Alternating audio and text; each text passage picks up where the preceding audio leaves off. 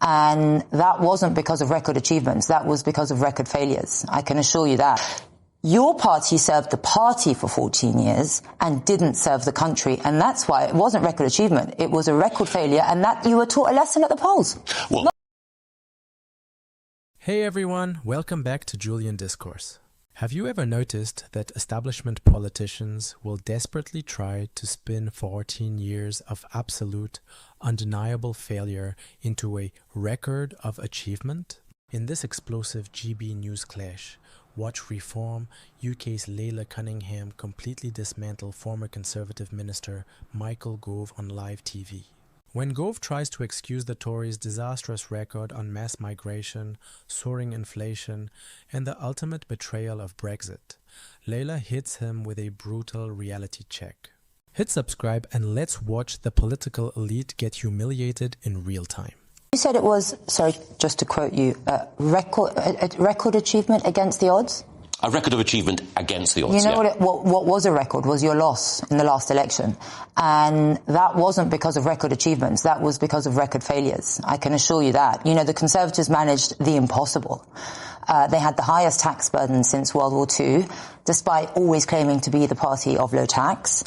We had migration in the millions coming in, despite promising it in the thousands. Law and order, you shut down magistrates' courts, cut police, you know, crime was rampant. Companies were leaving in droves. You removed non-dom just to beat Labour, even though you knew it would be an economic disaster for the country.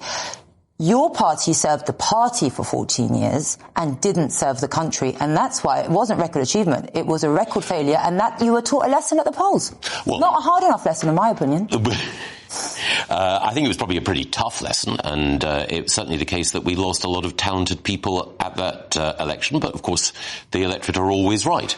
Only two things that I would say. The first is that, of course, Laila, you were elected in 2022 as a Conservative and left the Conservatives. I completely understand and respect that decision in 2025. So there you were, having joined us, 12 years in, presumably. I joined you when I was very young. My mother But you stood for election as a councillor in 2022. Because there was no alternative at that time. Reform didn't exist. Fair enough. At that point, if we were such a crew of incompetence, I'm surprised that you wanted to carry the Conservative banner. And it wasn't until after the general election in 2024 that you chose to leave. Now, there are lots of things that you say with which I agree, and I admire both your record as a councillor and your courage in standing for Mayor of London. I think there are a number of exciting things that you've said. So I don't mean to make this point about you as an individual. You're holding it against me for ever being a Tory? Certainly not. Quite the opposite. And I think that some of the points that you make are fair, but I think it's also important to be balanced and to recognise that, for example, the Conservatives inherited a tough economic situation, and the Conservatives created more than 1 million jobs in office, and we're also responsible for having the most vibrant tech sector in Europe. The Conservatives were responsible for the education transformation that I just mentioned. The Conservatives were also responsible for dealing with a pandemic, and of course there's vigorous debate about how effective each individual country was, but we had the most generous system of support for people which caused the highest inflation.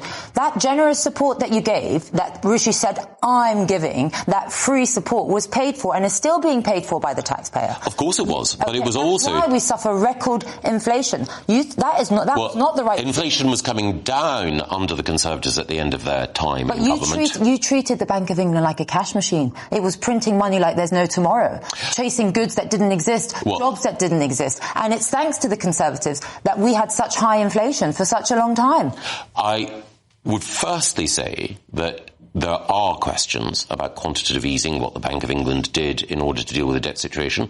But the second thing that I would say is that if you compare the economic performance of the UK relative to other countries, neighbours and comparator countries, then Britain did incredibly well. It's also the case that the potential to do even better was delivered by the Conservatives, because we wouldn't have had the Brexit that people voted for unless... You didn't implement Brexit. Yes, we did. And we wouldn't have had Brexit. You betrayed Brexit big time.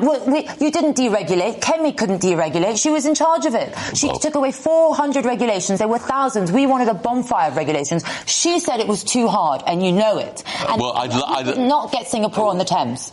Firstly, we wouldn't have had Brexit if it hadn't been for the Conservatives leading the campaign. And thanks to the Tories, Brexit's being called a failure because you didn't implement it. Well, thanks for your support during the campaign. It was much appreciated. The second thing, though, that I would say is that we already have made a significant change under the Conservatives as a result of Brexit in a huge number of areas, from how we regulate the tech sector to the prospect of making sure that we have a different approach to how we support our farmers. The challenge now is Labour attempting to undo that. And one of the concerns that I have is that if people who support Brexit, which I believe you do, now talk it down, say it's a failure, you're unwittingly doing the job that Labour want to do by making people despair about this country's capacity to actually achieve great things. That's what you did. You did not implement Brexit people wanted control at the borders. We got even more people in. There was no control. We wanted deregulation. We got more regulation. Hang on. And you talk about the tech sector. One of our biggest unicorns, Revolut, left this country under your government. You know why? Too much regulation. You know where they went? France. Well, that was under the Tories. It's not by chance. It's because you had people in your government that did not believe in Brexit or didn't have the political will to see it through. And now Brexit is being blamed when actually it was the implementation by the Tories. I think it is striking that the only reason that we won the Brexit campaign, that we were able to deliver it, was because of Conservative leadership, because of what Boris Johnson and others did. They were the people who delivered that 52% vote. And then secondly, in the aftermath of that, the changes... Nigel Farage played a big deal in that. I don't think you get to rewrite history. And the only reason why Boris won is because Nigel Farage stood down quite a few candidates. In the hope that you wouldn't betray Brexit, but you did. In both areas. Well, I was going to say there that in 2022, when you stood as a Conservative candidate, Boris was the Prime Minister. If you felt that he was betraying Brexit, why did you stand? Quick question. Because I stood for my area, for my community. For both of you. Crime was rampant because the Tories... hang on, excuse me. If the Tories are so bad, why is...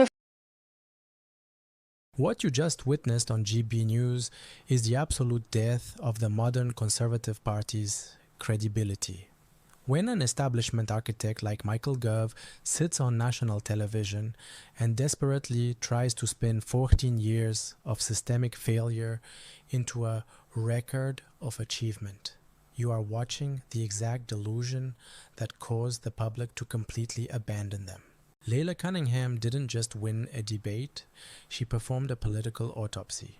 To understand why the British public ruthlessly punished the Tories at the ballot box, you have to look at the undeniable facts of their betrayal. For over a decade, the Conservative Party ran on two fundamental promises: lower taxes and secure borders. They delivered the exact opposite. Let's look at the economy. Despite constantly campaigning as the party of fiscal responsibility, the Tories dragged the British public into the highest tax burden since the Second World War, swallowing over 35% of the nation's GDP. They quietly froze tax thresholds during a period of historic inflation, secretly dragging millions of working-class families into higher tax brackets just to fund a bloated state. Then look at immigration. Beginning in 2010, the Conservatives repeatedly promised the electorate they would reduce net migration to the tens of thousands. Instead, after Brexit, they deliberately opened the floodgates to cheap foreign labour. By the year ending June 2023, official net migration hit a staggering, record-breaking peak of over 900,000. They did not lose control of the borders. They intentionally surrendered them to appease corporate interests. Michael Gove wants a participation trophy for governing against the odds, completely ignoring that his party created the odds. The elite expect you to politely accept their managed decline. But the era of politicians wearing conservative badges while governing as progressive globalists is over. Thank you for watching Julian Discourse. If you refuse to let the establishment rewrite their history of failure, hit that subscribe button, leave a like, and I'll see you next time.